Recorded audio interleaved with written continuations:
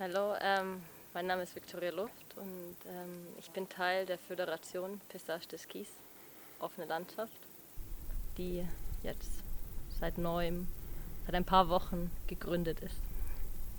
Also die Hutewälder sind eine der Landnutzungsformen, die sehr speziell und aus meiner Sicht sehr wertvoll hier sind und die diese ganz spezielle Kulturlandschaft maßgeblich ausmachen. Und als ich das erste Mal hier nach Rumänien gekommen bin und hier die Landschaft gesehen habe, war ich ganz fasziniert, wie vielfältig, offen und divers diese Landschaft hier ist.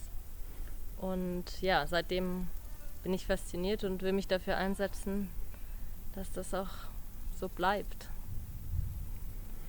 Und dafür haben wir eben jetzt diese Föderation gegründet und probieren, die Kulturlandschaft in ihrer Vielfalt zu erhalten und die Leute, die das Land hier genutzt haben und die das Land pflegen und erhalten und zu dieser Vielfalt hier geführt haben, zu unterstützen in ihren Rechten und in allen Herausforderungen, die sie heutzutage in der Europäischen Union denen sie ausgesetzt sind und die sie meistern müssen, zu unterstützen.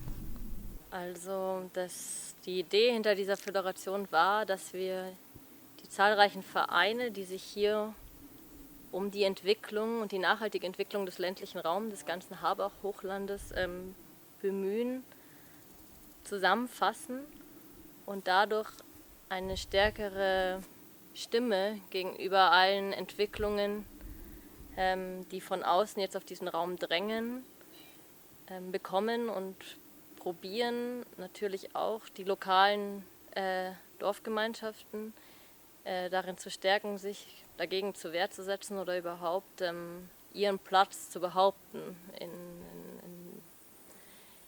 in der zukünftigen Entwicklung dieses ländlichen Raumes, weil für uns kann dieser ländliche Raum halt nur erhalten bleiben, wenn die Nutzung auch erhalten bleibt und wenn die Dorfgemeinschaften Teil der Landschaft auch sind und weiterhin diese Kulturlandschaft pflegen, bewirtschaften und dadurch natürlich auch ihr Auskommen bekommen.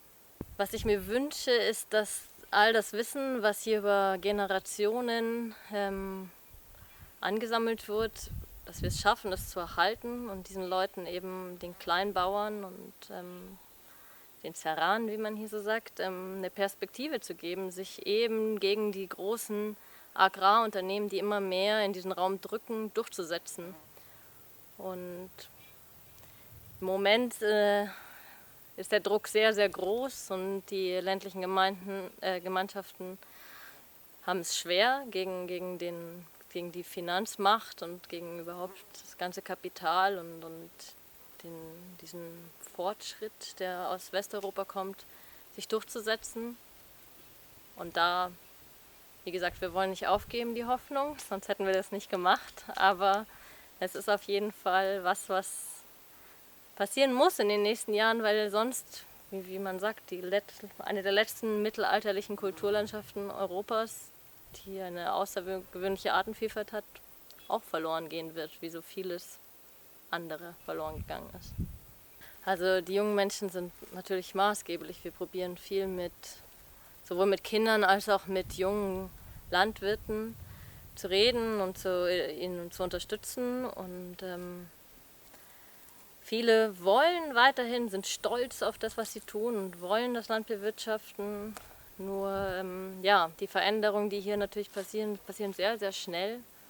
Und oft fällt es schwer, für die Leute hier Schritt zu halten mit den Entwicklungen.